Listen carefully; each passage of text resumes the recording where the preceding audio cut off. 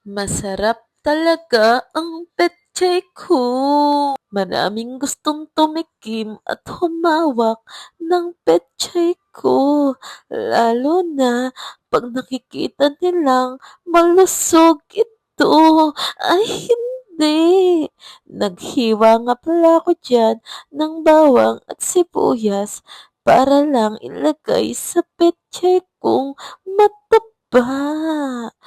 At eto na, hiniwa-hiwa ko na ang pechay ko. Parang yung pechay ko malaki yung hiwa. At alam niyo ba na nahuhumaling ang mga lalaki sa pechay ko, lalo na 'pag nakangiwi ito. At alam niyo ba na gamit na ang pechay ko dahil kulay atay na 'to.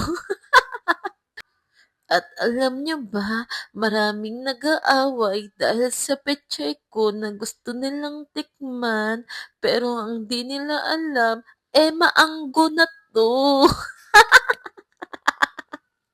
Nilagyan ko pala lagi ng magic sarap, paminta, at oyster sauce para naman madulas ang pechay ko 'pag ginamit at tinikman ito ng jowa ko.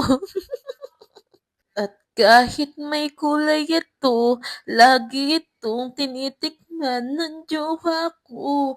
Kahit basang-basa na 'to sa sobrang sarap ng pechay ko.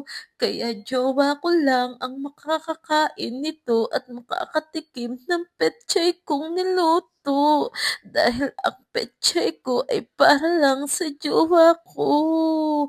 Kaya kung gusto niyong tikman ang pechay ko, umuwi na lang kayo dahil hindi ko 'to papatikim sa inyo.